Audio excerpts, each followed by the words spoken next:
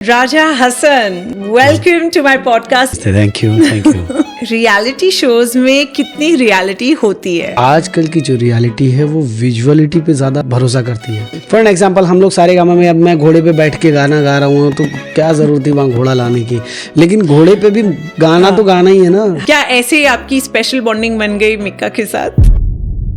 मीका पाजी का ऐसा है ना कि वो मुकम्मल कलाकार है।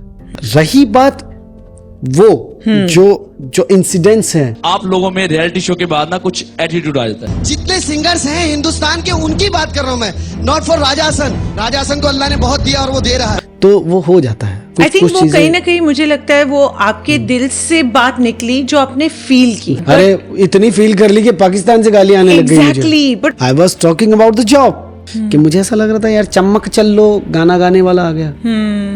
ये मेरी बेवकूफी थी कि मैं ये सोच रहा हूँ, जबकि मैं उस पॉइंट ऑफ व्यू से नहीं सोच रहा हूँ कि वही है, उसको वो मशीन वाली आवाज चाहिए। मुझे वो याद आ रहा था कि यार तुम बाहर से कलाकार बुलाते हो। मैंने बहुत सारे लोगों को मैंने फिर जवाब दिया, तुम्हारे माँ बाप की कसम है पूरा एपिसोड देखना, अगर उसमें एक शब्द भी किसी मुल्क का या किसी कलाकार का लिया है तो मेरी गर्दन में खुद लेके आ जाऊंगा तुम्हारे पास। Did it affect your work? बहुत ज्यादा। इनफैक्ट गाए हुए गाने लोगों ने हटवा दिए। जब आप फिल्मों के लिए गाने गाते हैं, डज दैट फीलिंग ऑलरेडी कम इन कि ये वाला गाना चलेगा या ये वाला मैं पैसे कमाने के लिए गा रहा हूँ? जरूरत और ख्वाहिश में फर्क आना जरूरी है। कभी जरूरत होती गा लो, लेकिन ख्वाहिश तो फिर ए सकला बना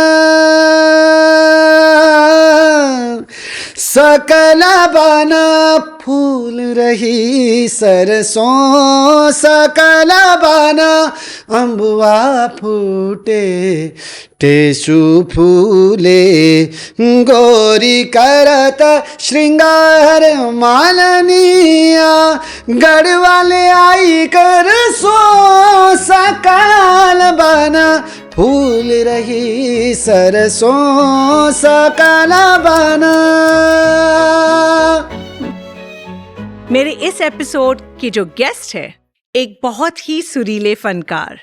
रियलिटी शोज में आपने और मैंने इन्हें कई बार देखा है। वो बहुत सारे रियलिटी शोज जीते भी है, प्लेबैक सिंगिंग भी की है, लाइव शोज में एब्सोल्यूट लाइव क्रेजी ऑडियंस को एंटरटेन भी करते हैं।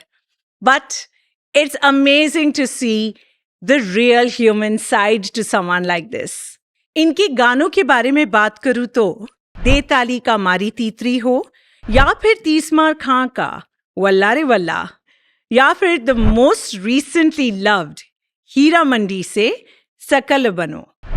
इन्होंने कई रियलिटी शोज का ताज अपने सिर पर पहना है, जैसे एक से बढ़कर एक, उस्तादों का उस्ताद, IPL रॉकस्टार, महामुकाबला। लेकिन इन अचीवमेंट्स के अलावा हमने बहुत सारी बातें की to discover how does someone really become a superstar from reality shows. और इनके साथ जो बातें की उसके बारे में मैं बस इतना कहना चाहूंगी, अर्ज किया है, जितनी बेचैन मैं मेरी सफलता के लिए हूं उतनी ही बेचैन मेरी सफलता मुझसे मिलने के लिए है।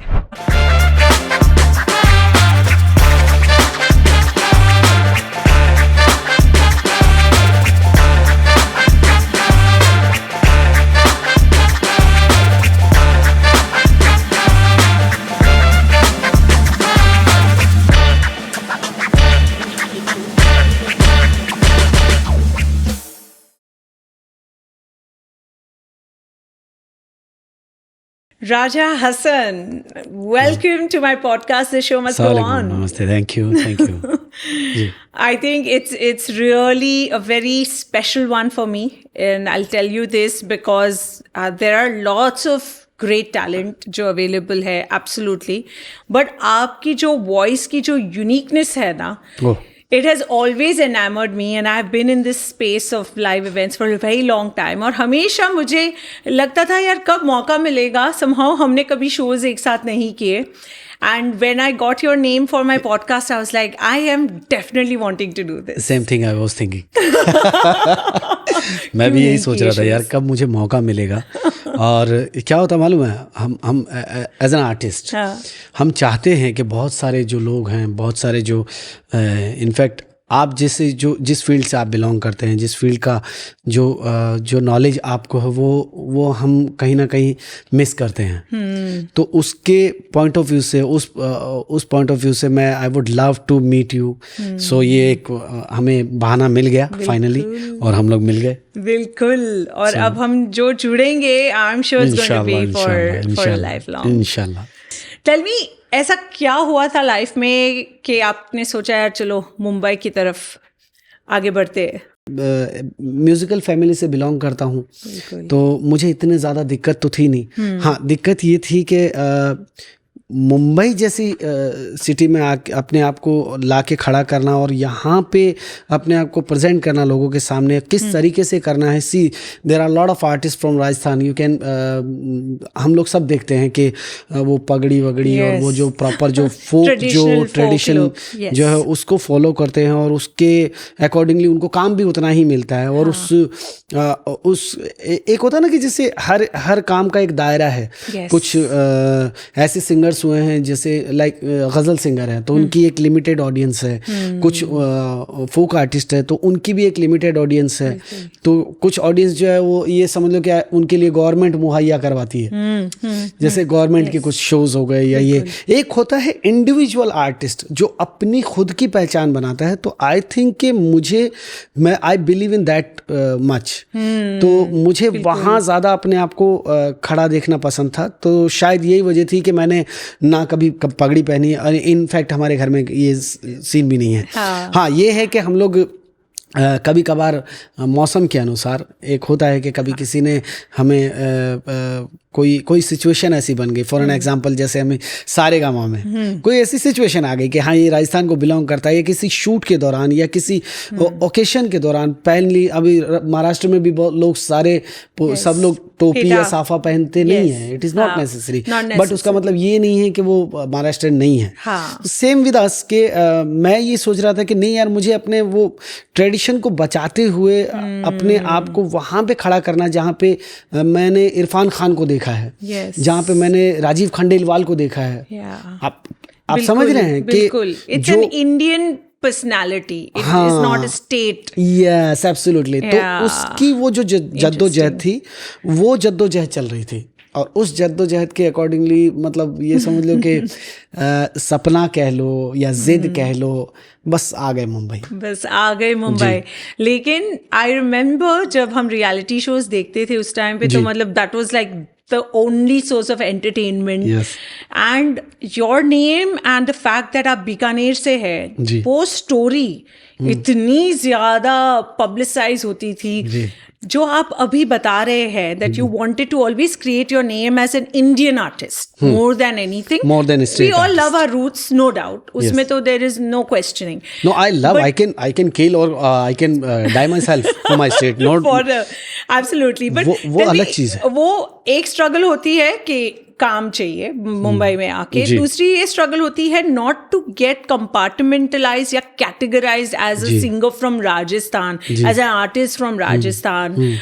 टेल मी, किस तरीके से did you strategise and work towards it ताकि आपकी वो इमेज एक जो है वो एज एन इंडिविजुअल बनी रहे? How does any artist do this? Actual में ईमानदारी ये है कि हमारी जो ग्रूमिंग जो हुई थी ना, during that grooming, you know, you can I can proudly से ड्यूरिंग सारेगामा, बिकॉज क्या होता है बैक स्टेज जब आपको लोग आपको गुरु मिलते हैं या जो आपके जो मेंटोर्स होते हैं, और फिर उसके बाद आप एक अलग दुनिया में जब जाते हैं तो उस दुनिया में खड़े होने का भी एक एटिकेट है, बात करने का भी एक सलीका है, और आप किन शब्दों का चुनाव कर रहे हैं, किस तरीके से आप बात करेंगे और किस लहजे का आप ज़्यादा इस्तेमाल कर रहे हैं। तो बहुत सारी चीज़ें ना हमारी जो ग्रूमिंग हुई ड्यूरिंग सारेगामापा, तो उस वक्त सीखने को मिले।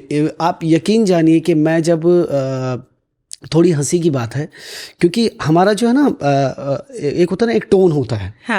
मैंने कहा, फॉर एन एग्जाम्पल कि बहुत सारे लोग, मैं वहाँ बैठा था, मैंने कहा, और या अगर कोई हैदराबादी अगर आ गया बॉम्बे में, भैया क्या कर रहे हैं तुम ही, तो वो टोन आ ही जाता है। तो मेरी जो लड़ाई थी वो सबसे पहले अपने अल्फाजों को लेके थी, तो उसको दुरुस्त करना, बिकॉज सी आप मेन स्ट्रीम इंडस्ट्री में जा रहे हैं, तो उस मेन स्ट्रीम में आपसे लोगों की एक्सपेक्टेशन, रुक जा ओ दिल दीवाने, एक एग्जांपल दे रहा हूँ, पूछूं तो मैं जरा, इट्स नॉट जरा, तो वहाँ सबसे पहली जद्दोजहद वो थी। तो I am the luckiest person on this earth that I have parents like मेरे पापा मम्मी, मैं उनका जितना शुक्रिया अदा करूं उतना कम है, बिकॉज क्या होता है कभी कभी आपको अपने ब्लड को सराहना बहुत ज़रूरी है। मैं बहुत ज़्यादा खुशनसीब हूँ ऐसे परिवार में पैदा हुआ, मैं बहुत ज़्यादा खुशनसीब हूँ ऐसे रिश्तेदार मुझे मिले, ऐसे लोग मुझे मिले, क्योंकि क्या होता है कभी कभी ना जो टोकने वाले होते हैं ना वो आपको पथ दिखा देते हैं, बे गलत गा रहा है, अब कुछ भी नहीं होता इससे। तो जो ये कह रहा है ना कुछ भी नहीं होता इससे, वो समझ लो कि वो आपको सीखने पे मजबूर कर रहा है। कि मैंने कई लोगों को ये कहा है कि मेरे बहुत सारे द्रोणाचार्य हैं और मैं कई लोगों का एकलव्य हूँ। मैंने बीकानेर में बैठ के नुसरत फतेह अली खान साहब को अपना उस्ताद बनाया, बीकानेर में बैठ के मैंने सोनू निगम को, हरिहरन जी को, उदित जी को मैंने अपना उस्ताद बनाया बीकानेर में। अब आप सोचिए कि मैं उस सिटी में बैठ करके इतने लोगों को अगर गुरु बना रहा हूँ तो कुछ तो हासिल करूँगा उनसे। जब वो हासिल करने की जो जद्दोजहद थी वो पूरी मतलब ऑलमोस्ट लगभग होने लगी, तो फिर क्या हुआ, फिर रब ने कहा बेटा तेरा टाइम आ गया। फिर वहां से एक आ जाता है कि ये आ गया, तेरा टाइम आ गया।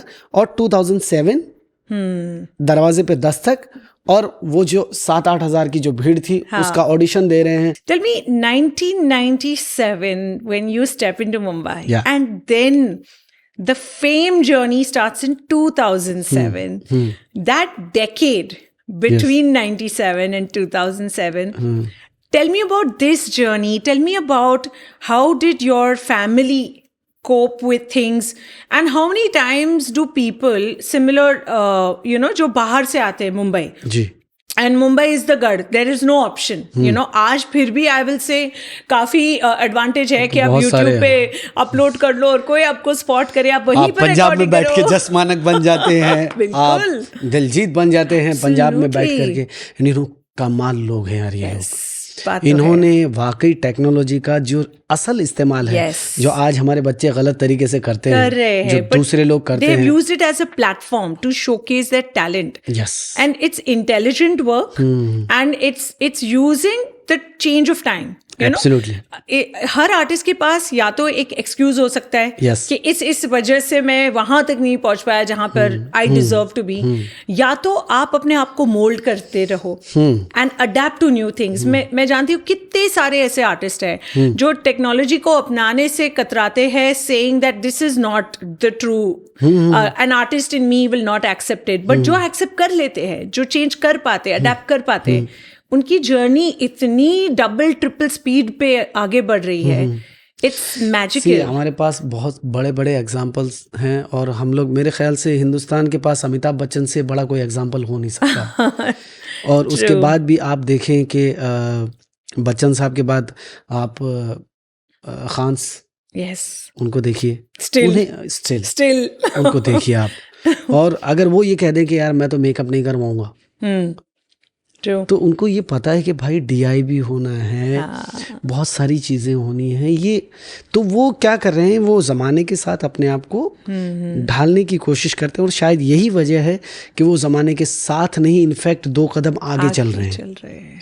मेरे साथ जैसे कि 1997 तो 7 में तो मेरा ये था कि मेरा ऑब्जर्वेशन चालू था। Okay. क्योंकि आई started singing in the age of 8 or 9. So I used to sing दीवाना तेरा, and I was like, boss यार सोनू निगम जैसा गाना है। एंड हर आर्टिस्ट की ये होता ही है कि वो अपने आप को कहीं ना कहीं प्रिटेंड करता ही है, किसी से वो मुशाहिबत करने की कोशिश करता है।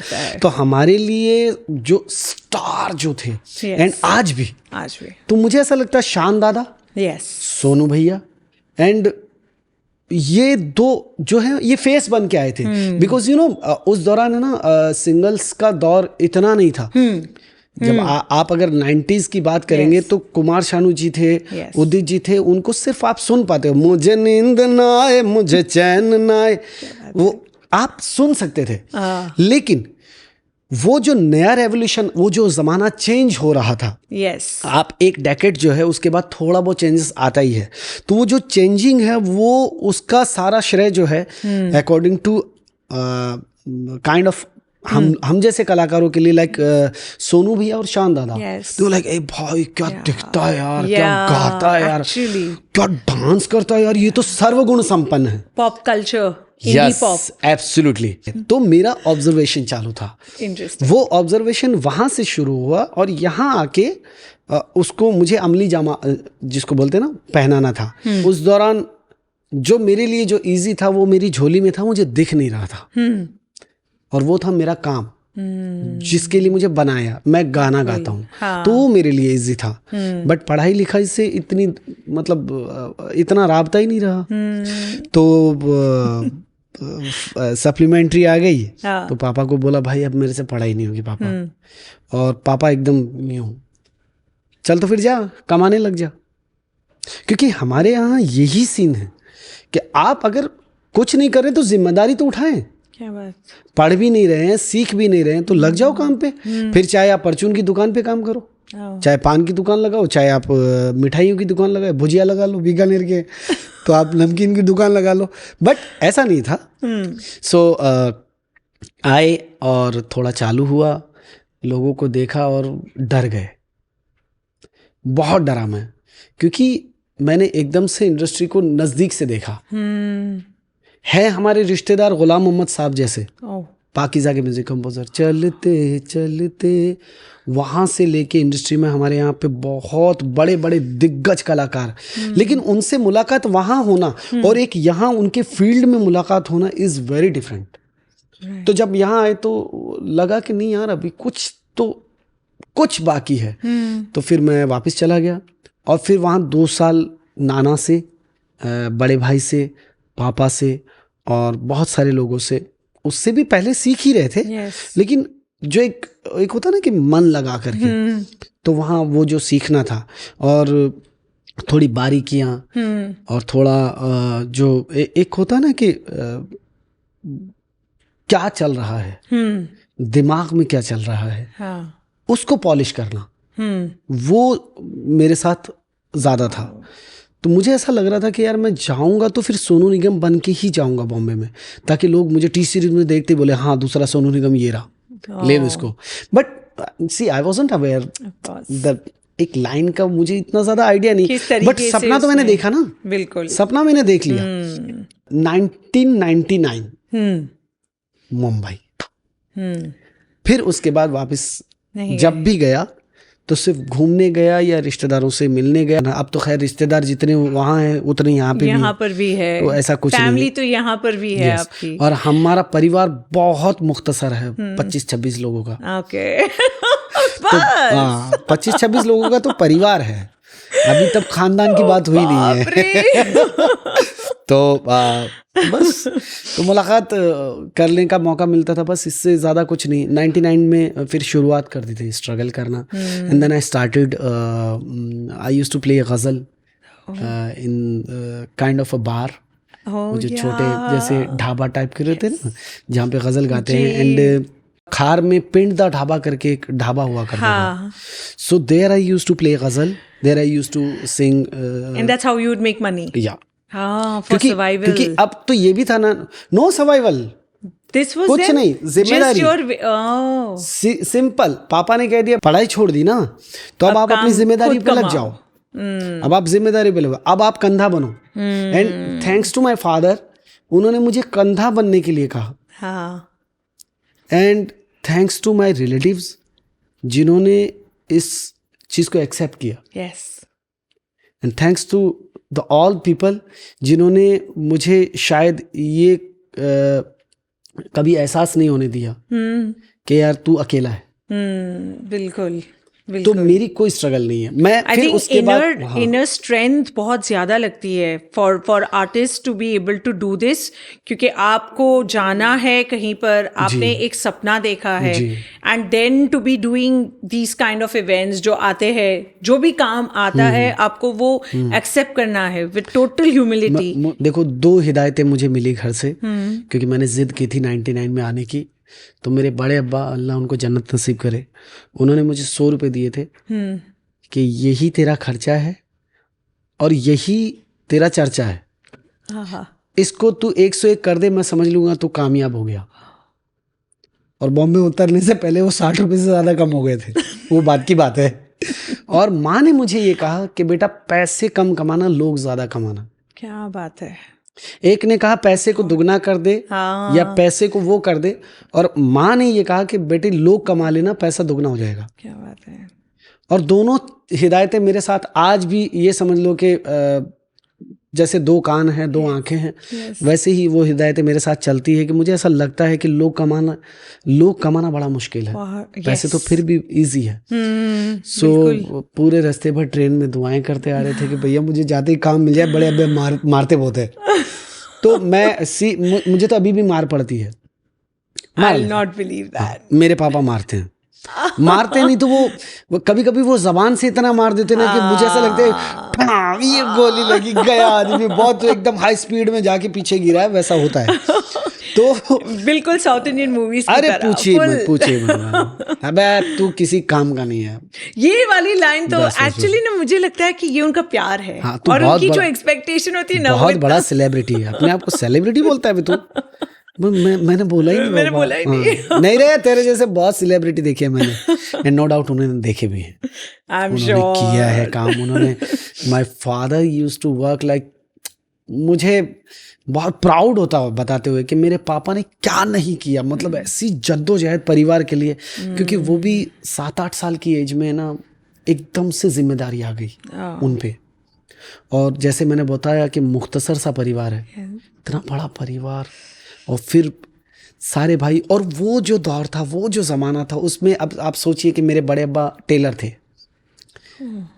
अब वो कपड़े बनाएंगे तो उस दौर में कपड़े की सिलाई कितनी मिलती होगी आपको, और इसकी क्या गारंटी है आपके पास सिलाई रोज़ आएगी। हाँ बिल्कुल। तो वो नेवी की टोपियाँ बनाते थे। ओह, मैंने भी बनाई है वो, जो इंडियन नेवी जो है उनकी जो कैप बनती है, वो मैंने भी बहुत बनाई है। मैंने उनको प्रेस किया है, मैंने उनके बटन्स लगाए हैं। और आई यूज्ड टू हाँ, तो मैंने बड़े अब्बा के साथ वो ये काज बटन वगैरह लगाना, फिर इंटरलॉक वगैरह करना, फिर धीरे धीरे अब थोड़ा सा हंसी का पार्ट है, लेकिन मैंने मैक्सी बनाना शुरू किया क्योंकि मेरी बुआ जो है वो मैक्सियाँ बेचती थी, तो उनको वो कटिंग करके बड़े अब्बा दे देते थे, तो मैं वो भी बना लेता था। बट वो कोई स्ट्रगल नहीं थी। नहीं, बिल्कुल वो स्ट्रगल नहीं है। You were helping in your dad. मैं हर चीज का मतलब मेरे लिए तो यही था कि वो एक तरीके से आपका टाइम पास है फुल ऑन। हाँ, और मुझे लगता है that really makes us the person we become, है ना? Yes. मतलब वो कहानियां नहीं होती तो आज हम यहाँ पर नहीं होते। You know, जो जितना हम इंटरेस्टिंग बनते हैं as human beings, वो इसी वजह से बनते हैं। आप यकीन जानिए, मैंने कई ऐसे सेलिब्रिटीज देखे हैं जिनको अचार नाम नहीं पता। पिकल्स बोलो तो समझ में आएगा। तो अचार बनता कैसे है, अचार होता काय का है। तो ऐसा होता है कि आप जब अपना रूट छोड़ देते हो ना, बहुत सारी चीज़ें मिस करते हो। और मैं अपने रूट को इसलिए नहीं छोड़ सकता बिकॉज वो मेरे साथ चला है। मेरा पहला एकदम काम जो था बॉम्बे में, मुझे याद है 210 रुपये का, और ग्रीन विलेज रिजॉर्ट है, वहाँ पे मैं गज़ल गाता था। अल्लाह जन्नत नसीब करे, हबीब भाई करके एक तबले वाले थे जो मालवनी में रहते थे। तो उन्होंने मेरी बहन के पति, मतलब हमारे बहनों ही, उनसे एक कलाकार के बारे में पूछा कि यार कोई है नहीं, कलाकार आ नहीं रहा है यार, मेरे को एक बैंड मिल रहा है। तो वहाँ पे वो अच्छी जगह है, नई जगह, एकदम फ्रेश है, तो कुछ फ्रेश कलाकार चाहिए ताकि अपना नया जम जाए। तो 2 लोगों का एक ऑर्गेनाइजर, मतलब 2 लोगों का बैंड है और उसका एक ऑर्गेनाइजर है। तो वो ऑर्गेनाइजर, मैं आज भी, अल्लाह उनको अच्छा रखे, जन्नत नसीब करे, तो वो हबीब भाई ने मुझे पहला काम दिया। तो there I used to go, और गज़ल गाते थे 200-250 रुपये। और यू वॉन्ट बिलीव कि वहाँ पे कई बार इतने बड़े बड़े सेलिब्रिटीज आते थे, सुनते थे, क्योंकि हमें नहीं पता ना, आई वाज़न्ट अवेयर कि कौन। मैं तो ये देखता था ना कि अमिताभ कभी शाहरुख खान, अमिताभ बच्चन, सलमान खान, ये तो अब गाड़ी से उतरते ही नहीं होंगे ना, इनको तो सब घर पे ही आता होगा। तो जब वहां पे अचानक कोई सेलिब्रिटी आते थे तो मेरे लिए आया भाई, कभी जेकी दादा आ रहे हैं, कभी कोई ये भाई इसका गाना, and I used to sing their song. तो बहुत सारे ऐसे आते थे, और कुछ तो मेरे अच्छे दोस्त बन गए, बहुत अच्छे दोस्त बन गए। फिर अपूर्वा, अब आप सोचिए कि अपूर्वा को मैं गाने सुना रहा हूँ, और ठीक 7-8 साल के बाद मैं उन्हीं के साथ एक स्टेज शेयर कर रहा हूँ। Oh my God. और हम लोग एक ही स्टेज पे हम लोगों ने काम किया, जिसका नाम था एक से बढ़कर एक। Right. And that I won. Yes. I won that. You won many reality Yes, shows, didn't yes, you? yeah. I think you were like the जैसे Yes. Imran Hashmi was serial kisser, आप serial winner हो गए थे। Serial winner. और ये देखिए ऊपर वाले का ये एक करिश्मा कह लीजिए कि जितने भी मैंने आफ्टर सारेगामापा, मैंने जितने भी रियलिटी शो किए उसमें सब में विनर्स थे। कोई इंडियन आइडल का विनर है, कोई एक से बढ़कर, तो बहुत वो तो निकला था सब ना, वहाँ के महामुकाबला, सब कोई यहाँ का विनर, कोई वहाँ का विनर, जैसे कि ऑनिक जो था एक से बढ़कर एक में आया था, so he was winner of Saregamapa. And then Toshi Sabri, oh yes, they also doing very well. आज की तारीख में वैसा परफॉर्मर नहीं है। नहीं है। तो मैं आपके पॉडकास्ट पे ये खुलेआम डंके की चोट बोल सकता हूँ कि जिस तरीके की एनर्जी और जिस तरीके का काम वो करते हैं, अल्लाह उनको अच्छा रखे। तो नॉट कि वो मेरे क्लोज हैं, इसलिए कि उनके शोज में देखने जाता हूँ। और मैंने देखा है, very good performers, very good unconventional style. मैंने सोनू भैया के बाद, सोनू भैया से सुरीला मैंने नहीं सुना स्टेज पे, हरी जी से सुरीला मैंने स्टेज पे नहीं सुना। लेकिन जब बात आती है कि भाई 2 घंटे हैं और आग लगानी है, तो वो 2 घंटे की जो आग है ना, आपको, यू आर फ्रॉम इवेंट, तो आपको पता है कि क्या कैटेगरी होती है, कि कुछ ब्लॉकेज होते हैं कि यार ये 1 से 10 का है, ये 10 से 20 का है, ये 20 से 30 का, और ये शौक वाला है कि मैं जस्टिन बीबर को बुलवाऊंगा। समझ रहे हैं आप? एक शौक वाला है कि कुछ नहीं समझ में आ रहा उसका गाना, बट बुलवाना है। तो वो शौक वाला अलग होता है, और एक होता है सुनने वाला, जो फिर बुलाता है हरी जी को, अनूप जलोटा जी को, तलत अजीज साहब को, गुलाम अली साहब को, वो जो सुनने वाला, वो क्रीम ऑडियंस है, वो होती है। फिर कुछ ऐसे सुनने वाले तो जिनको चाहिए कि यार 2 घंटे के अंदर हमें मतलब तो पागल कर दे। वो कैटेगरी में मुझे ऐसा लगता है कि तोशी शारिफ से अच्छा कोई है ही नहीं उस कैटेगरी में। तो फिर बात करें कि एक डिसेंट और परफॉर्मर, हर चीज पावर पैक्ड, हर चीज, तो फिर मुझे मैं कोई कैटेगराइज नहीं कर रहा हूँ, बट मेरा अपना नजरिया है देखने का। तो उस पॉइंट ऑफ व्यू से मुझे ऐसा लगता है कि श्रेया जी, सुनिधि चौहान और सोनू निगम और शान, ये 4 लोग ऐसे हैं ना, जितने सुरीले हैं उतने ही खतरनाक परफॉर्मर है। Absolutely. हर चीज उनके लिए परफेक्ट है। वहां पे ऐसा लगेगा सीडी बज रहा है। वो लोग परफेक्ट है, जो लगता है वो परफेक्ट है। और मैं स्पेशली जब श्रेया घोषाल स्टेज पे गाती है, I'm always wondering how can it be so perfect? मुझे मैं सुनिधि का फिर भी पता चलता है, एक तो she is more interactive, तो आधे टाइम ऑडियंस गा रही है उनके साथ। मुझे ऐसा लगता है कि ये लोग ना, पता नहीं इन्होंने क्या कुछ तो ऐसा दिया, वो कुछ तो अलग लेवल के ब्लेस्ड है ये लोग। Yes. Very candid question. I want a very honest answer. जी। रियलिटी शोज में कितनी रियलिटी होती है? रियलिटी शोज में उतनी ही रियलिटी होती है जितनी हम देखते हैं, क्योंकि आजकल की जो रियलिटी है वो विजुअलिटी पे ज्यादा भरोसा करती है। बिल्कुल। तो पहले ऐसा होता था, जब टीवीएस सारेगामा वगैरह ये सब हुआ करते थे, तब ऐसा होता था कि आपको गाना पड़ता है। लेकिन मैं ये भी नहीं कहूँगा, गाना तो पड़ेगा, गाना तो पड़ेगा, आपको चाहे कितना भी सजा ले, आपको चाहे कितने भी आपके साथ प्रॉप्स का इस्तेमाल कर लें, या वो देखिए एक क्रिएटिव लेवल पे कुछ चीज़ें जो है वो ऑटोमेटिकली बढ़ी है। बिल्कुल। फॉर एन एग्जाम्पल हम लोग सारे गामा में, अब मैं घोड़े पे बैठ के गाना गा रहा हूँ तो क्या ज़रूरत थी वहाँ घोड़ा लाने की, लेकिन घोड़े पे भी गाना तो गाना ही है ना। हाँ। तो रियलिटी की जो रियलिटी है, अगर आप चैनल के पॉइंट ऑफ व्यू से देखेंगे तो इट इज़ इट्स लाइक वो ग्रो कर रहे हैं और अब वो एक्स्ट्रा क्या कर सकते हैं क्रिएटिविटी वाइज, वो और ज़्यादा उसको ये करने की कोशिश कर रहे हैं। पहले इंटरव्यूज़ जो होते थे तो उसमें आप देख लो कितना फ़र्क है, और अभी के इंटरव्यूज़ में बहुत सारा फ़र्क है। पर तो आपको वैसे नहीं ही लगता कहीं पर टैलेंट को कम फोकस दिया जाता है, और टैलेंट के बैकग्राउंड स्टोरी स्ट्रगल जो हम जिसकी बात मैं कर वही रहे तो हैं, बोलता हूँ, वो क्रिएटिव उसको पॉइंट ऑफ व्यू लाइन- से कि जैसे चैनल का जो क्रिएटिव है हाँ। वो क्या सोच रहा है। अब अगर वो ही ये सोच रहे हैं कि भैया इसको रुलाने से ही पैसा मिल रहा, बेचारी नेहा कक्कड़ को मशहूर कर दिया रोने में। हाँ। सो मेरे ख्याल से एक बार आप जब किसी को दुखी करते हैं, कलाकार बहुत इमोशनल होता है, and I know Neha personally, Okay. कि अगर आप उसको बोलोगे ना कि कल है ना वो मेरी गली में कुत्ते को पैर पे लग गई तो वो बेचारा लंगड़ा लंगड़ा के जा रहा था, तो इस बात को पूरा होने से पहले उसकी आंखें भर आएगी। She is that much emotional, I know her personally. हाँ। तो अगर आप उसके सामने कोई कहानी बना रहे हैं कि मेरे घर पे ये नहीं था, वो नहीं था, ये नहीं था, मुझे भी एक बार कहा था कि कोई इमोशनल स्टोरी, मैंने कहा मेरी कोई इमोशनल स्टोरी नहीं है भैया। वही कहाँ से क्योंकि I can not lie, right. मैं झूठ नहीं बोलता। हाँ। मेरा इमोशन यही है भैया, मैं बॉम्बे आया और मुझे काफी सालों के बाद काम मिला, और जब काम मिला तो मैंने कोशिश की, और मैं अब आपके सामने हूँ। अब मेरी उस स्टोरी से आपको फायदा क्या है ये बताओ, ये आप ढूंढो। समझ रहे हो?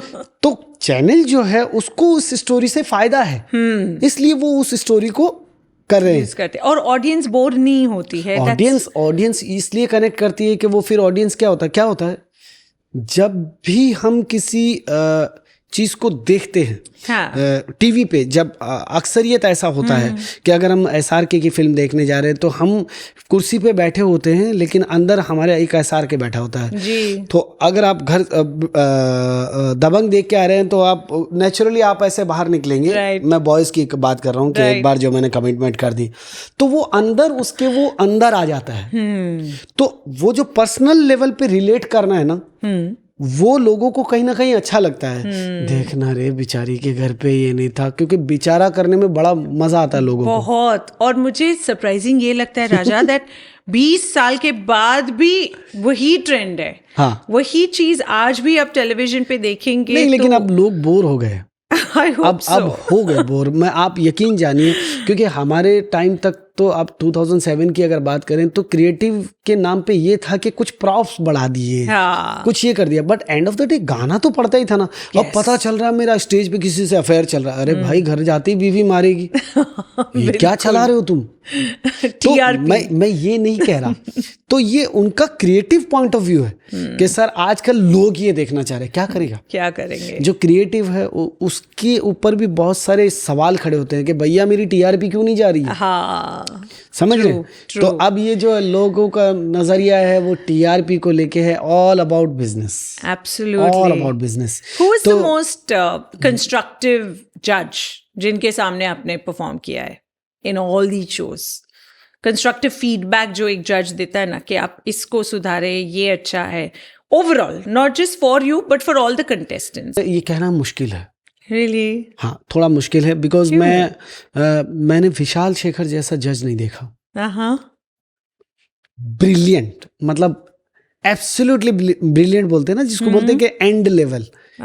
बट कहाँ वो जितना भी बोल रहे हैं वो तो कटी हो जा रहा है ना। वो एक पार्ट ऑफ वो है। और बट एज एन आर्टिस्ट जो एक इंटेंट होता है ना रियलिटी शोज का, मकसद ये है कि आप अपने आर्ट में बेटर हो जाए। जी। तो इस तरीके का एक जो बोलते हैं ना कंस्ट्रक्टिव प्रोडक्टिव फीडबैक, उनकी वजह से शायद आपने अपने एक स्टाइल डेवलप किया। विशाल शेखर, उनके अलावा कोई नहीं। बाकी सब बहुत सारे लोग तो सो जाते थे। तो मैं नाम तो नहीं लूंगा, लेकिन सो जाते थे literally. We are not rolling, you can tell. ना you can roll। तो हो जाता था। और कुछ जितने भी जज थे जितने भी जज थे, मैं उनका सबका सम्मान है और सबका आदर, आई एम श्योर सबका आदर। बट ये है कि उनके ऊपर भी वही वो तनी हुई रहती थी क्रिएटिव तलवार, बिल्कुल कि यार आपको जबरदस्ती लड़ना है, आपको जबरदस्ती ये करना है। तो मैं वही पूछने वाली थी, वो जो हम देखते हैं और जिनके बारे में आई थिंक सोनू निगम से लेके Farah Khan and you know Anu Malik, किन पे एलिगेशंस लगाए गए हैं, कुछ लोगों ने एक्चुअली रियलिटी बताई है रियलिटी शोज की, and then it leaves you shocked कि यार ये जो दिखाया जा रहा है ये बिग बॉस वाला चक्कर कहीं रियलिटी शोज में हो इतना रहा भी नहीं होता। बट ये होता है कि बस अब आप सोचिए कि जो हाई स्पीड है उसका इस्तेमाल जब हमारी फिल्मों में होता है तो क्या रियल में ऐसा कर सकता है कोई आदमी? नहीं कर सकता। क्या वो जो पीछे से मुड़ता है क्या रियल में हो सकता है? वो मुड़ेगा तब तक लेके चले जाएगा कोई? करेक्ट। तो वैसा कुछ नहीं है। ये है कि क्रिएटिव पॉइंट ऑफ व्यू से वो ढाड़ान आपने बस ऊपर देखा और उसको इस तरीके से ट्रिपल एक्स एक जज ने ये कहा कि यार तूने कमाल कर दिया, मजा आ गया, ठीक है। और दूसरे ने ये कहा मैं इनसे इत्तेफाक नहीं रखता, टाड़न टाड़न टाड़न टाड़न। तो that is all up to that you know creatives and जो आपका एडिटर है, that is not in control of the जज और द कंटेस्टेंट। यस एब्सोल्युटली, है ना, उनके भी उनका नहीं कहने का मतलब कुछ था बट वो दिखाया जा रहा है किसी और तरीके से। तो वो दिखाने का तरीका है वो, क्योंकि चैनल को भी सजा के बेचना होता है। क्या ऐसे आपकी स्पेशल बॉन्डिंग बन गई मीका के साथ? मेरी आज भी बॉन्डिंग है मीका के साथ, अच्छी है। मीका पाजी क्या है मालूम है, मीका पाजी का ऐसा है ना कि वो भरे पूरे कलाकार हैं। हाँ। वो मुकम्मल कलाकार है। ये मैं आपके पॉडकास्ट पे सीना ठोक के बोल सकता हूँ। क्या होता मालूम है, एक आदमी सीखा सिखाया है, उसके बाद उसको उसकी स्टाइल का गाना मिला, उसने पहला ही गाना पूरे हिंदुस्तान को नचा दिया, दूसरा भी वो नचा रहा है, फिर बैक टू बैक वो आता है और पूरे हिंदुस्तान को नचा रहा है। अब अगर मैं उनमें खामियां साउंड में लगे, मैं खामियां निकालूं, मुझसे गंदा इंसान कोई नहीं है ज़मीन पे। तो खामियां अपनी जगह है, वो उनकी जो आदतें हैं वो अपनी जगह है। As an artist, as a कलाकार, मुझे ऐसा लगता है कि हिंदुस्तान को नहीं पूरी दुनिया को जीता उन्होंने। बिल्कुल। रही बात वो जो इंसिडेंट्स हैं या जो कुछ हो गए हैं, तो उनके तो राखी के साथ शुरू हुए थे। बिल्कुल। अगर वो राजासन पे खत्म हो जाएंगे तो फिर मीका नहीं रहेगा।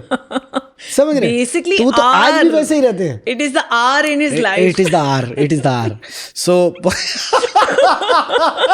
Yes you can say R. तो ऐसा नहीं था। हाँ, ये है कि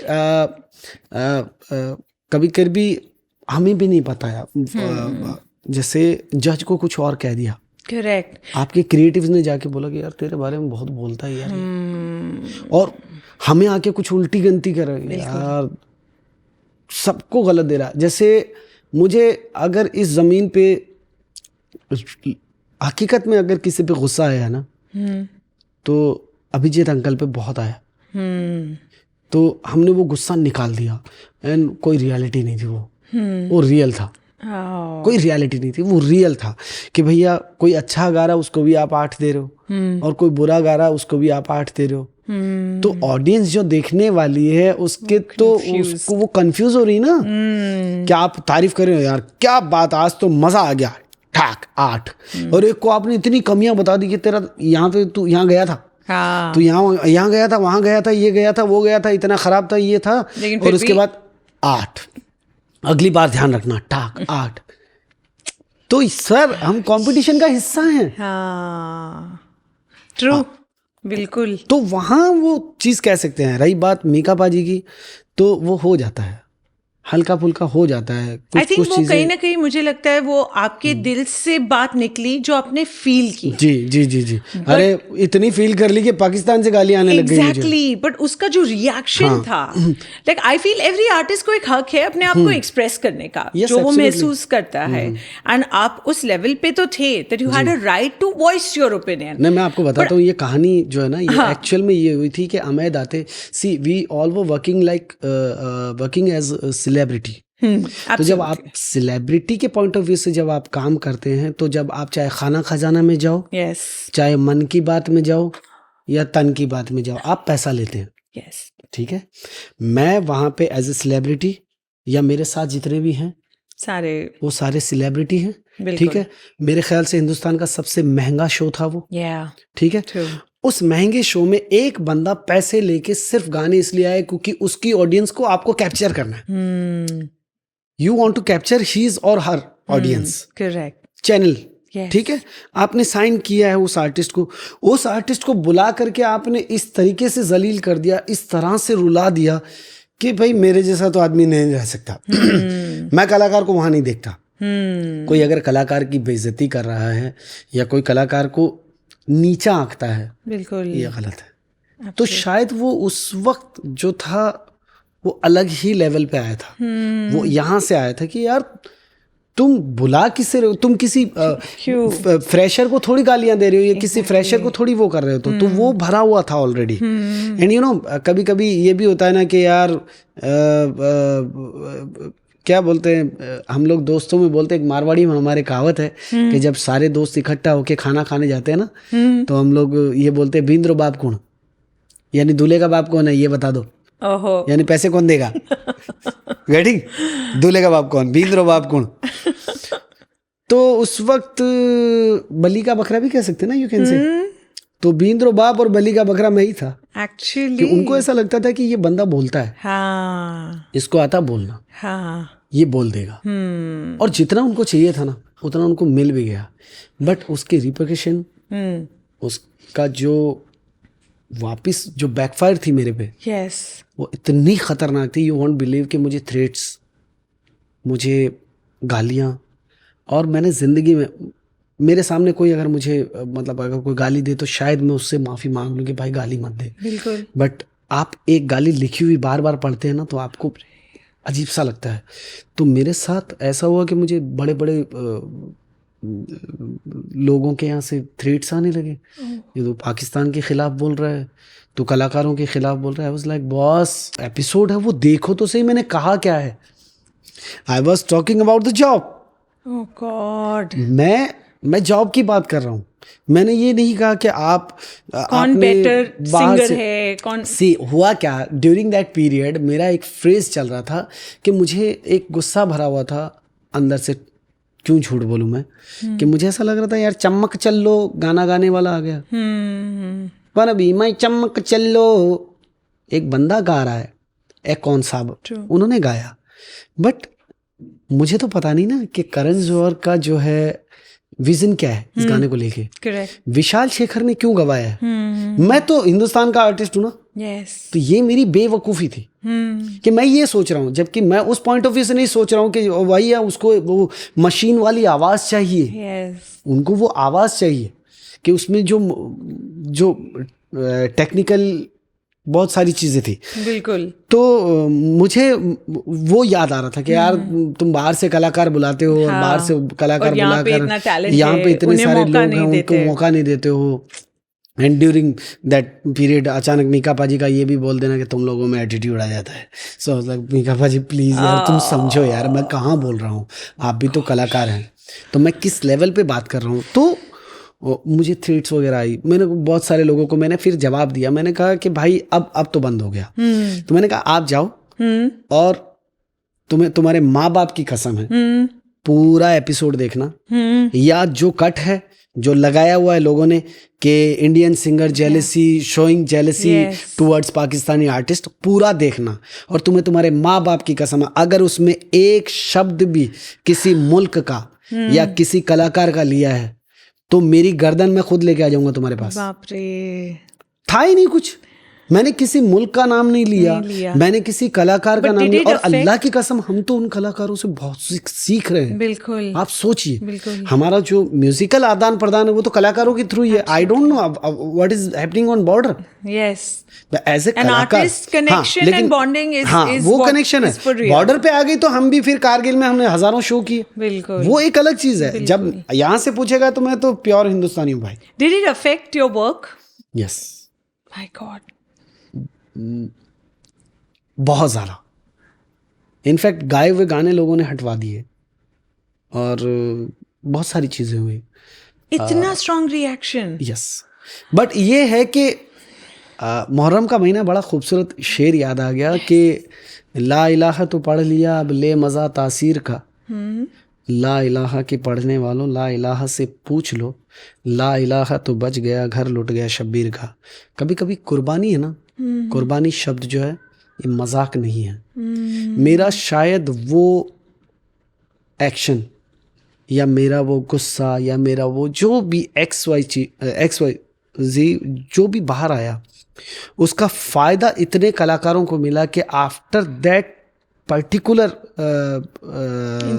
इंसिडेंट आप देखना कि मैंने जो नोटिस किया कि नाम नहीं लूँगा, बहुत सारे रियलिटी शो के कलाकार जो है ना धड़ धड़ धड़ धड़ धड़ धड़ धड़ धड़ धड़ धड़ धड़ धड़ बाहर उनके गाने आए।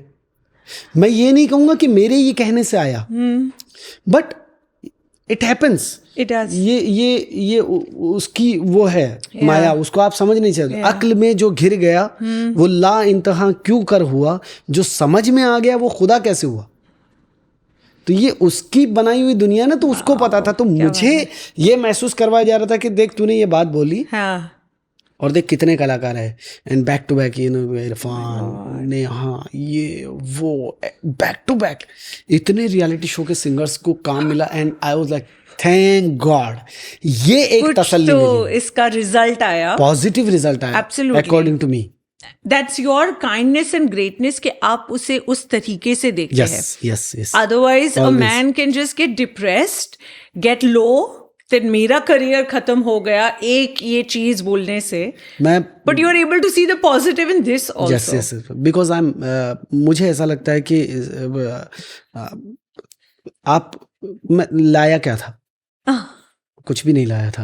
इनफैक्ट मैं तो दुनिया में भी क्या लाया। मैं बातें सुनती हूँ ना राजा, मैं बहुत से टाइम ऐसे सोचती हूँ कि ये जो आप सोच पाते हैं, आप जैसे कई लोग जो बोलते हैं कि हम क्या लाए और हम क्या लेकर जाएंगे, मैं पता नहीं ऐसे नहीं सोच पाती हूँ। ये ग्रेटनेस का एक अलग लेवल ही होता है। What is it? ये सिंपल सा एक तरीका है कि जब आपको ख्वाहिश और ज़रूरत में फ़र्क पता चलने लग गया ना, तो आप मेरे ख्याल से इस ग्रेटनेस को जो है अचीव करना शुरू कर देते। फॉर एन एग्जाम्पल कि मुझे बॉम्बे पहुंचना है, तो मेरा पहुंचना ज़रूरी है। मैं मर्सिडीज से जाऊंगा या रिक्शे से जाऊंगा, वो सेकेंडरी है। ट्रू, ठीक है। कुछ लोगों की दुनिया है, जैसे कुछ लोग बोलते हैं कि भैया ये घड़ी इतनी महंगी है तो ये तेरा वक्त बता रही है, मेरा वक्त बता रही है। तो ऐसी सोच वाले लोग भी हैं, वो नो प्रॉब्लम। बट मेरा ये मानना है, बिकॉज मैंने चटनी खाई है, मैंने स्कूल से आके ये भी पूछा मम्मी खाना बनाया है क्या आज, तो ऐसा होता है। So that is not emotional part, not emotional. भैया ये सबकी जिंदगी में होता है। कभी कभी अमीर घरों में खाने नहीं बनते, होता है, बट आजकल तो अमीर घर में नहीं बनता है, नहीं बनते, बाहर का खाना खाते हैं, जंक फूड खाते हैं। मत खाया करो रे भाई। तो और इतनी सारी नई चीजें आ गई है, वीगन, ग्लूटेन फ्री। मैं परेशान है ना। मेरा बेटा सिर्फ यही करता रहता है, ऑर्डर करता रहता है। मैं तो हिसाब किताब ही नहीं रख सकती। जब मेरे फ्रेंड्स आते हैं मुझे समझ में नहीं आता, इतने अलग अलग किस्म के उनके चॉइसेस हो गए। और अब तो ऐसा हो गया ना कि पहले बाहर खाना खाते हैं, फिर यूट्यूब पे देखते हैं कि पचाने का तरीका क्या है, तो कोई मतलब नहीं है, हो गया। टेल मी, सिंगर्स को क्या कुछ स्पेशल डाइट वगैरह करना पड़ता है? कुछ नहीं। और सिंगर्स को सिर्फ रियाज करना पड़ता है, उसके अलावा कुछ नहीं करना पड़ता है। पर आप जब ये अपीयरेंसेस करते हैं, आप लाइव शोज में परफॉर्म करते हैं, तो एक तरीके से जैसे हम बात कर रहे थे, सोनू निगम, शान, शान आज भी सेम दिखते हैं। And I am so jealous of him. How? Same here. ये तो देखो, कुछ तो होगा, डिसिप्लिन फॉर श्योर, डिसिप्लिन होगा, और somewhere they all are blessed. Actually मुझे ऐसा लगता है। और दूसरा क्या है, वो लोग है ना, लोगों में खामियां नहीं, अपनी खामियों को दुरुस्त करने में ज्यादा बिलीव करते हैं। बिल्कुल। तो शायद यही वजह है कि वो सुबह उठते हैं, वो जिम में जाते हैं, वो ये नहीं कहते कि अरे यार इसने क्या गाया। अगर वो सोच ले तो फिर वो अपना काम ही नहीं कर पाएंगे। वो क्या करते हैं कि जिसके लिए जैसा बनना है वैसे बन जाते हैं। उनको पता है कि भैया ये टाइप की गायकी वाले लोग हैं, अरे सर यार ये क्या गाते हैं, वो उतना करके निकल जाएंगे। लेकिन जब उनको माइक दिया जाएगा तो वो अपना काम 100% देने की कोशिश करते हैं। शायद यही वजह है, बिल्कुल, और वही होना चाहिए। एब्सोल्युटली। हाँ। कभी लेकिन ऐसा होता है दैट जब आप लाइव शोज करते हैं जी। कि आपके कोई फेवरेट आर्टिस्ट, सिंगर स्पेशली जी। ऑडियंस में है, आप परफॉर्म कर रहे हैं और अचानक से आप देखते हैं, does that make you conscious and do you like put an extra effort to impress them, और you are able to ignore that and get on with your thing? I have never done that. Really? कभी भी नहीं, because मैं बचपन से गाना गा रहा हूँ। हाँ, मैंने बचपन से सेलिब्रिटीज को देखा है, तो मेरे लिए वैसा सीन ही नहीं है। हाँ, सिर्फ ये है कि अगर कोई बड़ा कलाकार बैठा है, उनकी इज्जत, और क्या मैं उनके लिए शब्द अच्छे कह सकता हूँ, इतना बहुत है। अदरवाइज हाँ, ये है कि मेरा कोई कंपटीशन तो है नहीं वहाँ पे। मेरा काम करने आया हूँ। अगर सामने है फॉर एन एग्जाम्पल, चाहे सोनू भैया हो, चाहे शान भैया हो, तो मुझे ऐसा लगता है कि उनके साथ या उनके सामने गाने से मुझे कुछ सीखने को ही मिलेगा। Oh my God. तो मैं सीख लेता हूँ वहाँ पे। मुझे पता है कि मैं कुछ नहीं सीखूंगा तो वहाँ पे वो तरीका सीखूंगा, जब मुझसे कोई बेहतर गाने वाला स्टेज पे होगा तो मुझे क्या रिएक्ट करना है। कौन सा ऐसा सिंगर है जो आपको लगता है आपकी टक्कर का है, या somebody you look up to from the current lot of singers? टक्कर? सिंगिंग में कोई टक्कर होती ही नहीं है। सिंगिंग तो एक वो है कि अपना अपना जॉनर होता है सबकी। अब अगर मैं बादशाह जैसा गाना चाहूँ, हाँ, तो मैं वो भी नहीं कर सकता। मैं नहीं कर सकता। अगर मैं रफ्तार की तरह गाना चाहूँ तो मैं नहीं कर सकता हूँ, क्योंकि उन्होंने अपने तरीके से गाने को सोचा है। हाँ। मैंने अपने तरीके से गाने को सोचा है। True. तो वैसा है। तो मेरी गायकी में उनकी गायकी में फर्क है। किसकी गायकी आज के ईरा में से किसकी गायकी आपको पसंद है? स्टाइल, एक परफॉर्मर के जो एक स्टाइल होता है, अंदाज होता है, चाहे वो म्यूजिक वीडियो पे हो या लाइव स्टेज पे हो, किसका आपको इम्प्रेसिव लगता है काम? वैसे तो बहुत सारे हैं, लेकिन अगर आप एक नाम की बात करेंगे तो ये अपने काम के साथ बेईमानी हो जाएगी। मुझे ऐसा लगता है कि अरिजीत वो सर्वगुण संपन्न है आज की तारीख में, बिकॉज वो आज की ऑडियंस के लिए ये समझ लो गॉड ऑफ म्यूजिक है। ठीक है। उसके अलावा अगर आप देखेंगे तो there are so many artist, क्योंकि घर तो सबका चल रहा है, वो कैसे चल रहा है? हाँ, बिल्कुल। सारे शोज अरिजीत थोड़ी कर रहा है। हाँ। तो कहीं ना कहीं कोई ना कोई स्टैंड करता ही है। वो अपने अपने लेवल पे करता है। अरिजीत सिंह से अगर आप एक्सपेक्ट करोगे कि यार खूबकू फैल गई बात सनाशाही की और आपको 2 घंटे का गजल का शो करना है, तो पहली बात तो वो खुद नहीं करेगा। दूसरी, अगर वो करेगा तो उसकी वो जो ऑडियंस है, हाँ, जो उसके लिए यूं हो जाती है तेरी बारिश, वो कहाँ जाएगी भाई? तो सबका अपना अपना एक वो है। बिल्कुल। तो मुझे ऐसा लगता है अरिजीत सर्वगुण संपन्न है। और लाइव शोज की बात करें तो tell me one thing that you love about performing live and one thing that probably frightens you or you don't really enjoy in the live space. मुझे ज़्यादातर तो आप यकीन जानिए कि इतना ज़्यादा तो वो होता है नहीं। मैं तो ऑडियंस के पॉइंट ऑफ व्यू से गाने की कोशिश करता हूँ। बट सबसे ज़्यादा मतलब क्या चीज़ आपको अच्छी लगती है लाइव परफॉर्मेंसेस की? अगर अच्छा माइक मिल जाए, अच्छा इंजीनियर मिल जाए, जो बहुत मुश्किल है। तो अच्छा माइक और अच्छा इंजीनियर मिल जाए ना, तो फिर मुझे ऐसा लगता है कि 6 घंटे और गवा लो। बस ये अच्छी चीज। हाँ। और इसी के बरक्स जो है, हाँ, वो यही चीज है कि अगर माइक साउंड अच्छा नहीं है ना, तो आप कितनी भी कोशिश कर लो, आप ताने मारो, आप अच्छे अच्छे शेर कहने की कोशिश, क्योंकि देखिए आप शेर कहने का भी एक तरीका होता है, एक माहौल बनता है। तो ये जो टेक्नोलॉजी बहुत सालों से, सदियों से सपोर्ट करती हुई आ रही है। तो इस टेक्नोलॉजी की हमें आदत लग गई है। तो जब आप स्टेज पे होते हैं तो आपको वो एम्बियंस, वो आपको इको, वो चाहिए। तो इसकी बहुत वैल्यू है। तो ऑन स्टेज लाइव मैं समझता हूँ कि सबसे बड़ा रोल जो है वो साउंड का है। बिल्कुल। कि अगर साउंड अच्छा हुआ तो आपके म्यूजिशियन कितने भी अच्छे हैं, अगर उनका साउंड अच्छा नहीं है ना, मुश्किल हो जाती है। बहुत मुश्किल हो जाती है। ये थोड़ा टेक्निकल बात है, लेकिन सच है। और इस पे ही सैडली बहुत सारे जो क्लाइंट्स होते हैं, चाहे वो कॉर्पोरेट में हो या शादियों में हो, यही बात वो नहीं समझ पाते हैं। तो वो बड़े आर्टिस्ट में, चलो अभी बहुत बड़े आर्टिस्ट है तो वो इंसिस्ट करते हैं, आर्टिस्ट ही इंसिस्ट करता है कि इन्हीं से साउंड लेना है, वो इसीलिए इंसिस्ट करते हैं ताकि उनका परफॉर्मेंस सही तरीके से। नहीं तो आप देखिए ना, टेक राइडर का जो जमाना आया है कि भाई आप टेक राइडर भेज दीजिए, ये तो चलता ही आ रहा सदियों से। अपने लिए नया है, क्योंकि जो क्या होता है, एक मारवाड़ी वो सारी जिंदगी वो ट्रेन का सफर करेगा, लेकिन वो फ्लाइट में तब बैठेगा जब उसको बेटी की शादी होगी। वो अपने रिश्तेदारों को सबको बुलाएगा और वो दिल खोल के खर्चा करता है। तो उसको वो जो एक जो नया ट्रेंड आया है, इवेंट, जो जिसको बोलते हैं ना इवेंट लाइन, इसको मेरे ख्याल से हिंदुस्तान में आके मुश्किल से 25 साल भी नहीं हुआ होगा। बिल्कुल सही बात, नहीं हुआ।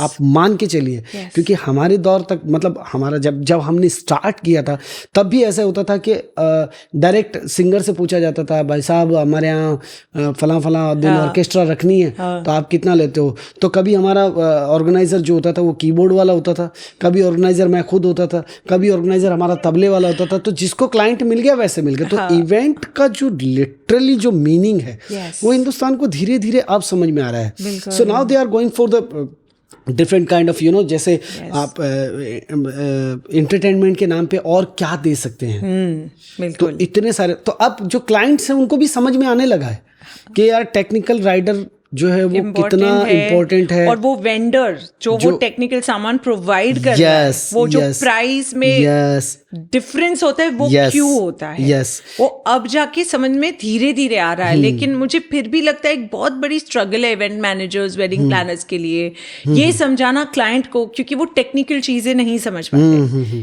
कि डिस्पैरिटी और ये डिफरेंस क्यों है। नहीं, वो अब समझ जाएंगे वो। अब ये जो आने वाले जो 5-6 साल है ना, उसमें ना आपका क्लाइंट जो है ना वो पहले ही ये पूछेगा कि आपका जो सिंगर आ रहा है उसको वो कौन से माइक पे गाता है, श्योर के माइक पे गाता है या आपको उसको डिजिटल चाहिए या एनालॉग चाहिए, वो खुद बोलेगा। क्यों? क्योंकि अब जो लोग वेडिंग करते हैं ना, वो लिटरली ऐसी करते हैं कि यार मुझे साल भर में कुछ ना करूं, मैं 10 साल कुछ ना करूं, लेकिन मेरी बेटी की शादी में तो मुझे ये दिखाना करके।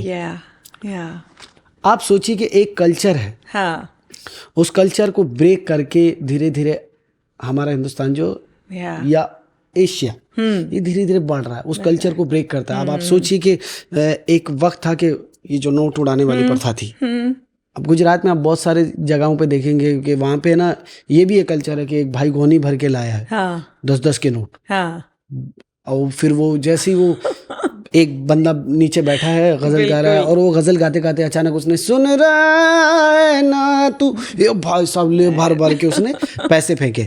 अब क्लाइंट वो नहीं है, जो डिसेंट क्लाइंट है वो बट मैंने ये वाले भी क्लाइंट्स के साथ काम किया है, आपने भी किया ही होगा, और उनका कभी वो गलत मतलब नहीं था, वो इंटेंशन नहीं है, था प्यार इंटेंशन नहीं। अब आप सोचिए ना कि पहले तो ऐसा होता था कि बहुत सारे कलाकार, मैं नाम नहीं लूंगा, वो इसी वजह से शो उठाते थे कि भाई यार टिप बड़ी अच्छी मिली।